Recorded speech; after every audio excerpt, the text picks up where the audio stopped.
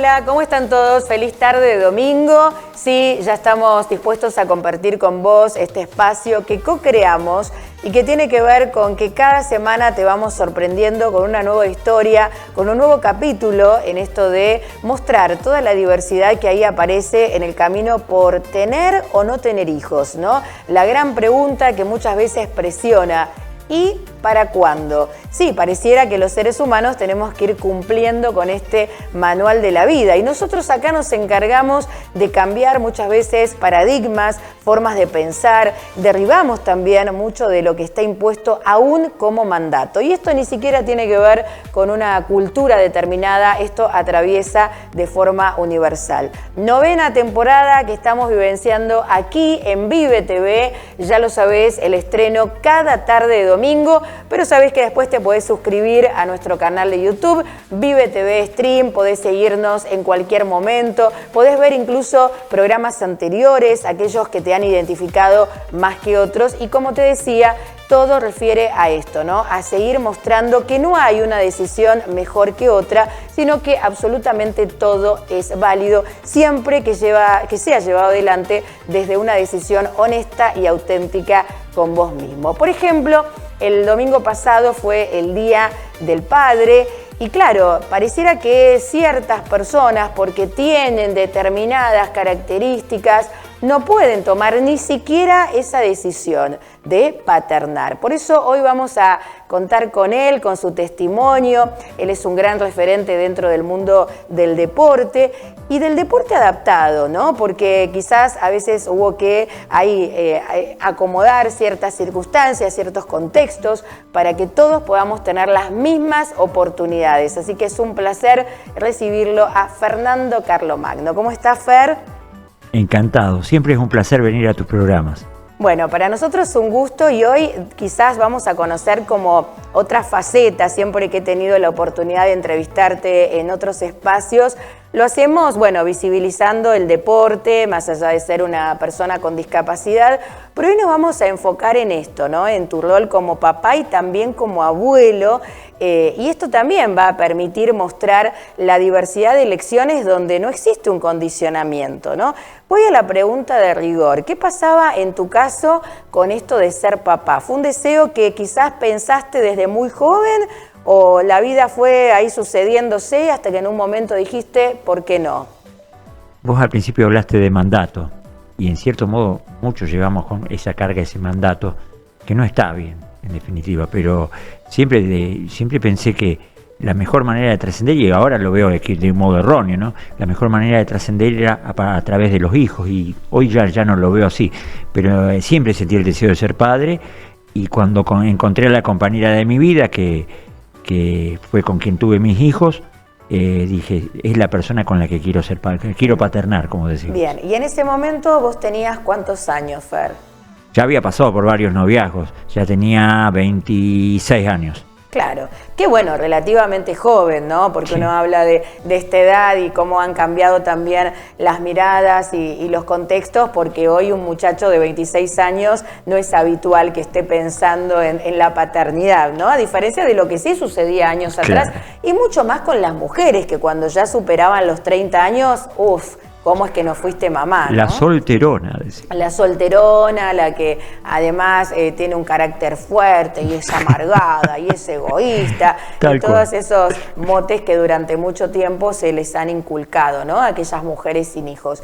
Entonces ahí con 26 años, vos estando en pareja, ¿no? ¿Te casaste o estabas simplemente en una relación con ella? Seguimos hablando del siglo pasado y seguimos hablando de mandatos.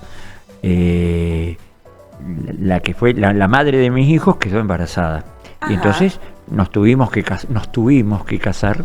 Claro, de hecho, era lo que había que hacer, tal cual. Ajá.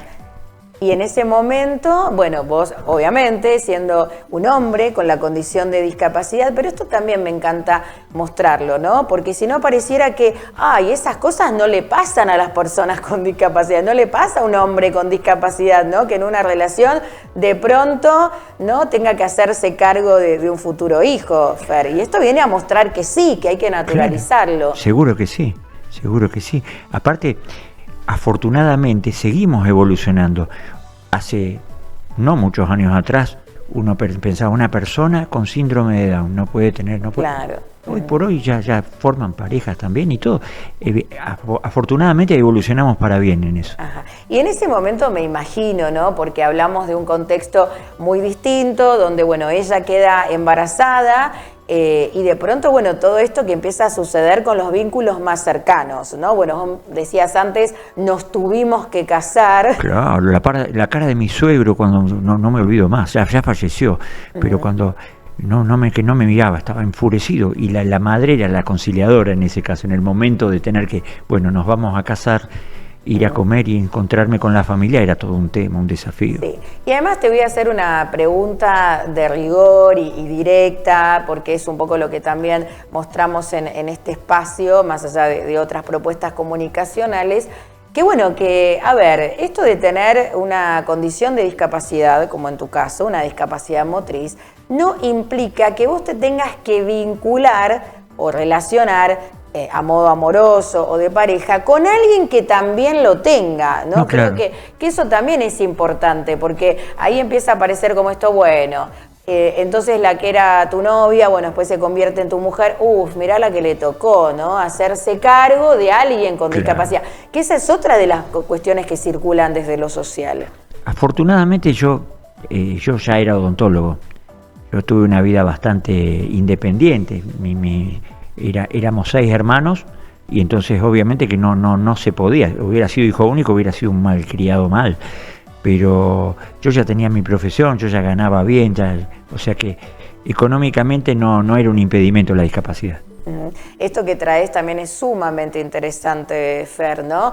Que, bueno, vos ya tenías un título de grado, digo, te habías formado en lo académico y no es trivial, ¿no? Es importante porque acá venimos a derribar mucho de lo que todavía circula sobre no solo la maternidad, paternidad, ¿no? Esto de entender la diversidad de decisiones, ¿no? Que no hay una vida que tenga que estar siendo marcada por las expectativas de un otro, ¿qué van a decir, ¿no? ¿Qué va a pensar el otro? No, acá se trata, como lo dije al inicio, de nuestras propias decisiones y elecciones. Así que bueno, emprenden ese camino siendo un matrimonio y de pronto nace ¿quién? Y nace Pipo, el mayor. Y Pipo, y bueno, me trajo toda la alegría. Yo siempre recuerdo, como una anécdota ahora, tengo mi auto, vivo en mi departamento. Vivíamos en un departamento prestado por mi mamá y no teníamos auto. Ajá. Y entonces los domingos íbamos a comer a los de mis suegros en la zona sur y subíamos al 141, vivíamos cerquita de acá. La alegría y la satisfacción arriba del colectivo teniendo el cochecito de Pipo era plena. A mí no me importaba no tener auto, no tener casa, era feliz. Esa felicidad hoy yo diría que casi no se compara, es distinto, pero nunca sentí tanta plenitud como en ese momento. Bien. El paternar fue maravilloso. Y eso te iba a preguntar, si te habías encontrado con ciertos comentarios o con miradas desde lo social que vieran, bueno, pero ¿cómo vos, que sos un hombre, bueno, en ese caso muy joven, ¿no? Lo eras, con discapacidad, no llegabas a los 30 años, pero haciéndote cargo de un bebé, ¿te encontrabas con esas miradas en ese momento o no tanto? ¿O no las registrabas quizás? Quizás no las registraba, lo que pasa es que en muchas fui, o sea, no me la creo, guarda, pero en muchas yo en la facultad era el único discapacitado, en los coros en los que canté era el único discapacitado, en la escuela de música, en cada lugar donde iba era como el único. Gracias a Dios eso cambió, eso fue el siglo pasado. Claro. En aquel momento era mucho más esto de el condicionar sobre qué se podía. A ver, no solo desde una mala intención, sino, si bien hoy hay que seguir trabajando a modo de naturalizarlo, entiendo yo que no estábamos acostumbrados a compartir espacios con personas con discapacidad, ¿no? Entonces venía por ahí esto de no entender demasiado cuando alguien sí la tenía y aparecía en determinado contexto. Bueno, empieza a crecer Pipo y después vuelta. Pipo, esto es interesante lo que viene ahora, porque Pipo cumple el año y mi mujer queda embarazada de los mellizos. Pipo tiene 2 hermanos mellizos que vienen al año y medio de él, 18 meses se llevan. Y Pipo empieza a caminar con dificultad y entonces en ese momento determinan que lo mío era de origen genético. Mi discapacidad afecta moderadamente a mis miembros inferiores. Y entonces Pipo también tenía esa discapacidad Y vino una época muy fea, porque yo decía, ¿y los mellizos cómo vendrán? Afortunadamente, Pipo heredó mi discapacidad de un modo más atenuado y los mellizos no la heredaron. Claro, ahí nos vamos a detener un poquito, porque no solo era esto de, mira, tiene discapacidad, está siendo papá de un bebé, ¿no? Es relativamente joven, como decíamos, no llegabas a los 30 años.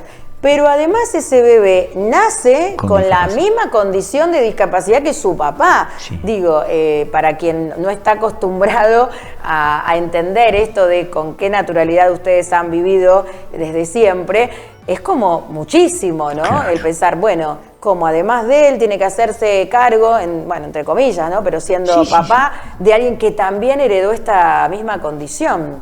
Claro que sí. Así que bueno, ese fue un gran desafío, imagino. Claro que sí.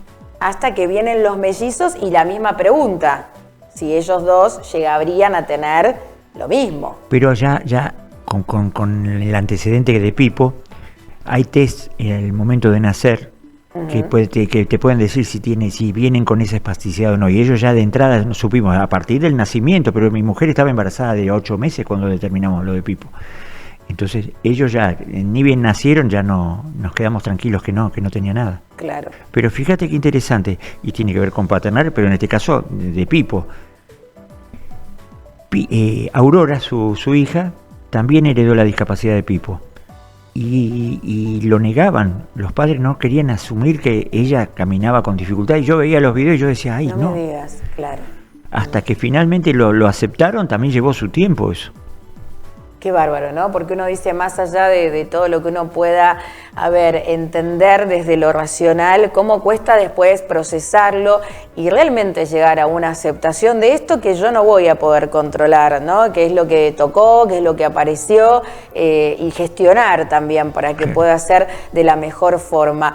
Pero bueno, ahí empezaron a conformar esta familia, vos empezaste también a tener tus actividades en relación al deporte. Bueno, Pipo también se empieza a vincular con la natación, como lo hiciste vos. Digo, fuiste dejando un legado. ¿Los mellizos también se dedicaron a la natación o nada que ver? No, al atletismo. Dos buenos atletas. Uno de los mellizos tiene el récord rosarino en menores de 19 en 400 metros llanos. Mira, sí. O sea que el deporte igual estuvo presente. El deporte estuvo y de hecho, Mirna, la que era mi mujer, es licenciada en educación física y era entrenadora en el club donde yo empecé a nadar. Claro, ahí nos conocimos. Claro, eso te iba a preguntar, ¿dónde habían generado este vínculo a modo también de contribuir a esto que antes establecíamos, ¿no? De con quién se tiene que vincular alguien. Es impresionante cuando uno lo piensa, ¿no? Cómo alguien puede estar afirmando, porque vos tenés esto, tenés que enamorarte. Eso suele pasar mucho dentro de la misma población con discapacidad, ¿no? Es como que, bueno, tenés discapacidad visual y tenés que estar con otra persona ciega, no vas a estar con alguien que ve. No, creo que es interesante poder mostrar que, ¿por qué no? Uno no elige de quién enamorarse, ¿no? Y con quién tener determinados vínculos. Me das pie, prometo que nunca en el resto del programa voy a hablar de deporte. Pero yo siempre digo que el deporte es un medio. Ajá. No busco llegar a una medalla. Busco mejorar la autoestima en las personas. Y a partir de sentirse uno más seguro, más ganador, por ahí se anima a encarar de un modo distinto, el animarse a enfrentar a la persona que va a ser su compañera, digamos. Claro. Entonces, si uno mis motivaciones más grandes cuando estoy en el deporte es que tengan autoindependencia, que se muevan de modo totalmente autónomo, que retomen los estudios. Muchos han dejado de estudiar por bullying, y sobre todo la plenitud. Yo creo que llega. Freud dice que somos animales sexuales. La plenitud llega precisamente con la sexualidad, y entonces por ahí animarse a que uno tiene su atractivo también. Claro que sí. Esto de un mito también que suele circular, de pensar que todos los que tienen alguna condición de discapacidad son seres asexuados, ¿no? Claro. Y me parece que también es interesante traerlo, no solo desde las mismas diversidades que existen dentro de la sexualidad. Exacto. Porque también el hecho de pensar, pero ¿cómo? Tiene discapacidad intelectual y además, no sé, eligió la homosexualidad. Hay muchos que dicen, no puede ser, ¿no? Y creo que es también importante validarlo y entender esto, que todo puede ser posible siempre en el marco de las mismas decisiones que lleve adelante esa persona. Bueno, pasaron, sí. Y yo agrego un pequeño detalle. Para mí lo más importante, más allá de las decisiones sexuales, más allá de cualquier cosa, si una persona obra a partir de ser buena gente, lo hace de buena voluntad, todo es válido.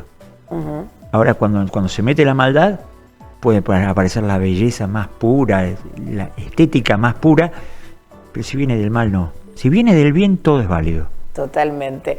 Bueno, Fer, ahí veíamos incluso algunas imágenes, no solo en tu rol como papá, sino también como suegro, como abuelo. Contame un poquito, ¿qué vas aprendiendo? Porque me imagino que esto nunca se detiene, ¿no? ¿O qué fuiste ya aprendiendo como papá? Fundamentalmente a partir de Aurora, mi nieta. Ah, mira. Yo creo que era un hombre gruñón. Y Aurora me transformó. Era un hombre muy agarrado, cerebral. Y entonces por ahí mis hijos me lo dicen, pero a nosotros nos gritaba siempre. No era por maldad, era por qué sé yo. Evidentemente el paternar, el abuelar. ¿Abuelar será? Sí, ¿por qué no? Nos va, en cierto modo, educando. Siempre cambiamos. Yo no creo en eso de que uno puede cambiar de chico y si no cambia. Todo el tiempo, hasta que nos vamos de esta tierra, vivimos cambiando y vivimos evolucionando. Es muy interesante esto que traes, ¿no? Como, bueno, tampoco no existe un manual para ser ni mamá ni papá, cómo ir también descubriendo todas estas cuestiones, y suele pasar muchas veces que gracias a todo lo que hemos aprendido con nuestros padres, uno ahí cuando después ejerce, ¿no?, ese rol de mamá o de papá, va tomando eso, bueno, esto es lo que yo no quisiera repetir. Tal cual, me lo trajiste a la mente, mi viejo era gritón como yo. Claro. Seguramente por eso salí gritón yo también. Es como que muchas veces pasa, quizás, bueno, yo no tengo la experiencia de ser madre, pero en amigas, en testimonios que dicen, muchas veces me encuentro identificándome como era mi mamá conmigo, ¿no? Entonces, y eso que yo decía que me enojaba, que me alejaba, que hacía ella en su rol madre, hoy quizás muchas mujeres lo hacen con sus hijos y hasta una manera inconsciente que está jugando ahí, ¿no? Que es lo que tenemos internalizado desde lo que se vivió. Y hoy, bueno, disfrutás con tus hijos, digo, claro, ya no solo en esto de quizás en tu rol abuelo de Aurora, que fue gracias a Pipo, ¿no?, que te dio ese título, sí, sino que, bueno, sos de compartir también actividades con ellos. Bueno, con Pipo me imagino que sí. Todas las semanas nos juntamos. Pero yo siempre digo con orgullo, no con envidia ni con nada de eso. Tanto Pipo como los mellizos son más inteligentes, son más capaces que yo, y lo digo con orgullo, o sea, evidentemente, y viven la vida de un modo son más felices, me parece. Ajá. A pesar de que mi felicidad ahora es verlos felices a ellos, ¿no? Pero yo veo que ellos disfrutan de la vida de un modo distinto a como lo disfruté yo.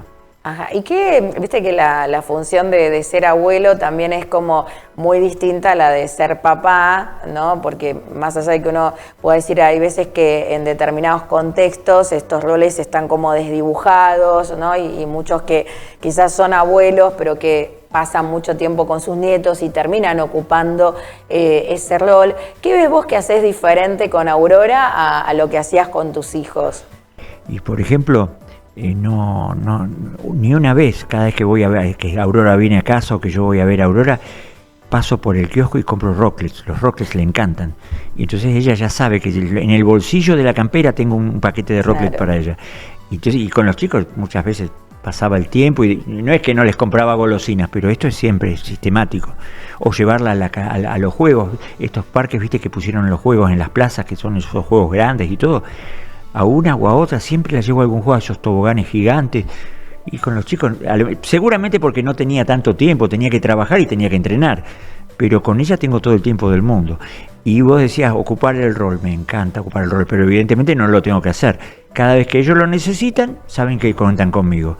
Entonces cada vez que me dicen, tengo que ir a tal lado, bien, digo yo, pero digamos que no, yo tengo claro que soy el abuelo y no el padre, y entonces los padres tienen que ser padres y el abuelo tiene que abuelar. Claro, y en esta relación con tus hijos, digo, y en esto que también fuiste aprendiendo con el paso de los años, ¿qué fue aquello que vos decís, ¿no?, que te ha caracterizado? Viste que hay siempre como no solo cuestiones que tienen que ver o con incentivar a sus hijos para que trabajen, hay otros que los incentivan más desde el ámbito académico, desde el estudio, hay otros que quizás, no sé, los incentivan desde lo emocional, desde lo espiritual. ¿Qué fue aquella frase, o viste que solemos decir, ay, porque siempre mi viejo me dijo tal cosa, o eso que queda como hasta marcado, ¿no? ¿Qué fue aquello que vos crees hoy que ellos pudieran, ¿no?, establecer sobre lo que les dejás? Yo siempre digo, desde la panza, ni siquiera todavía no nacieron, están en la panza de la madre. Y yo les tocaba la panza y les decía, aunque no me escucharan ni me entendieran, obviamente, yo quiero que sos muy inteligente, sos muy lindo, pero quiero que seas muy bueno, porque las personas buenas las quiere todo el mundo. Precisamente porque yo conocía o sea, sos un torpe, esos padres que viven diciéndole, ¿cómo sos tan torpe, terminan transformándolos en torpes a los chicos. Entonces yo decía, vos sos muy inteligente, sos muy lindo, quiero que seas muy bueno. Ese fue mi mensaje siempre, y con Aurora lo mismo. No pasa día que no le digo, qué linda que sos, qué inteligente que sos. Trato de inculcarles eso, sí. Eso es muy valioso, ¿no? Porque los niños van siendo como esponjitas, digo yo, y en los primeros tiempos hay muchos papás que dicen, no, bueno, pero yo evito hablar de ciertas cuestiones delante de ellos, ¿no?, para que no estén precisamente apropiándose. Y digo, a veces no es solo desde la oralidad, los niños también prestan mucha atención a las actitudes, ¿no?, a nuestras comunicaciones no verbales. Entonces, qué importante es no solo desde lo que yo puedo decir como mamá, como papá, sino también lo que yo estoy haciendo, porque muchas veces, y esto lo vemos, y más en estos tiempos que son tan desafiantes, ¿no? Yo digo, Fer, que venimos en una época donde la palabra madre y padre están siendo devaluadas, ¿no? Sí. Ya es como que ha perdido esto de todo el significado que tenía hasta hace unos años atrás el hecho de ser mamá o el hecho de ser papá. Hoy, bueno, es de público conocimiento todo lo que vamos encontrando de manera triste y lamentable que sucede, no solo en el país, sino en el mundo, que decimos, bueno, wow, cuánta responsabilidad es entonces el hecho de tener un hijo. No es, ay, bueno, porque me convertí en mamá, me convertí en papá. La maternidad y la paternidad, como lo mostramos en este programa todo el tiempo, pasa por mucho más que lo biológico, ¿no? Entonces, ¿qué te hace ser madre? ¿Qué te hace ser padre? Pero bueno, hoy son estos tiempos. Tal cual, sí. Uno de los mellizos, los dos estaban en primer grado, iban al Arseno, en la calle Ovidio Lagos, y tenían que hacer un acto un 25 de mayo, y había que hacer una escenografía con martillo, con clavos. Entonces el maestro de plástica, supongo, convocó a los padres, y el único que aparecí fui yo. Y entonces me mira de arriba abajo y dice, vos sos el único que viniste, encima como estás viniste vos, me dijo. Yo iba dispuesto a trabajar con el martillo y con el clavo como cualquiera, digamos. Sí. Siempre traté de estar presente en todo lo que fuera actividad deportiva o en la escuela, las reuniones de padres, siempre traté de estar presente. Y yo creo que eso es también importantísimo, ¿no? Lo presencial. A veces son pequeños momentos, son, vamos a decir, pequeños grandes momentos, ¿no? Porque uno puede llegar a decir, bueno, pero es un acto escolar o es una actividad lúdica que se está planteando ahí en la escuela, tengo otros compromisos profesionales, laborales. No, para esa personita, para ese niño, esa niña, ver que está su mamá o su papá, ¿no?, siendo también protagonista de ese lugar, es un montonazo, ¿no? Y a veces no lo vemos tan naturalmente, ¿no? Como que hay que a los padres decirle, es importante para él que vos estés, aunque sea 5 minutitos, claro, ¿no? Sí, seguro. Yo siempre recuerdo muchos casos de niños que buscan, ¿no?, quizás en un público, en alguna presentación, lo primero que hacen es buscar en todos los espectadores a su mamá, a su papá, ¿no? Eso sí. No es trivial, a ese modo. Como papá entonces con la condición de discapacidad y mostrando que nada es el impedimento, Fer, ¿cuál sería tu mensaje hoy? Si bien, bueno, ya pasó el domingo, el Día del Padre, pero bueno, lo que quieras también compartirnos. Pensábamos en paternar y obviamente de modo biológico es una manera de paternar, es natural, es la manera, pero no necesariamente uno puede paternar teniendo un hijo de su propia simiente, digamos. Uno puede adoptar y puede ser un padre, uno puede ser un tío que le sabe inculcar a sus sobrinos las cosas buenas. No está bueno ser padre biológico y todo, pero también no es necesario, situación sine qua non, el decir es producto de mi semillita esta persona, es producto del cariño que yo le transmití a esa persona, sea un hijo natural, sea un hijo adoptado, sea un sobrino. No sé, si se puede ser padre biológico está bueno, pero si no, también se puede ser de otras maneras. Claro que sí, hay muchísima diversidad en esto de la paternidad y siempre digo, ¿no? Entender cada una de estas particularidades sin tanto juzgamiento, sin tantas opiniones, porque bueno, nosotros somos testigos de una época de muchos cambios a todo nivel, desde lo sociocultural. Este programa, cuando inició hace 9 años atrás, tenía también este objetivo, pero el contexto era diferente, se hablaba muchísimo menos, ¿no? De todas estas cuestiones que bueno, que gran aporte han hecho también las redes sociales, las mismas mujeres, hablo de las mujeres que son las donde siempre está totalmente puesto de acuerdo. El foco, pero también empezaron a aparecer los padres, ¿no? En esto no solo de pensar y repensar qué es paternar, como vos decís, todo lo que ya sabemos, que acá quiero hacer una salvedad, ¿no? Cuando hablamos de cuestiones de responsabilidad, hablo de ambas partes, ¿no? Y muchas veces no solo es este papá que no se hace cargo, hay muchas mamás que no se hacen cargo, ¿no? Porque si no pareciera que siempre el foco está puesto en los hombres. Ay, mira, nunca están los actos, nunca. Sí, no vamos a generalizarlo. Hay muchos casos en ese sentido, pero hay muchas mujeres que también no están cumpliendo con ese rol que han elegido de maternar, y estos papás terminan también siendo mamá y papá al mismo tiempo, ¿no? Sí.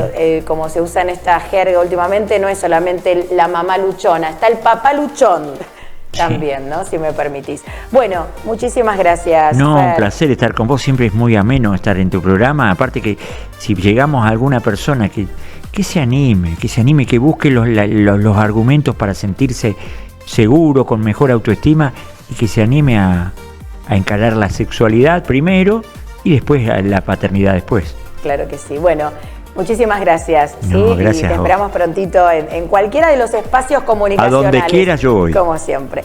Fernando Carlomagno con nosotros hoy, siendo el protagonista de este capítulo de ¿Y ustedes para cuándo? Gracias a todas las personas que nos acompañan semana a semana. No te olvides que el estreno es cada domingo a las 5 de la tarde aquí en Vive TV. Si estás en la ciudad de Rosario, nos ves mediante el canal 64 de Claro, pero traspasamos las fronteras en la virtualidad.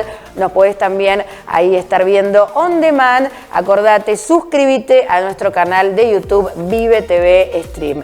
Que tengas una linda semana, gracias a nuestros dires de cámaras, bueno, como siempre, Santiago Vera, Azul Altuna, Leonel Noriega, vos también, podés ahí participar, como te digo, siempre a disposición de este espacio. Será entonces hasta un nuevo ¿Y ustedes para cuándo?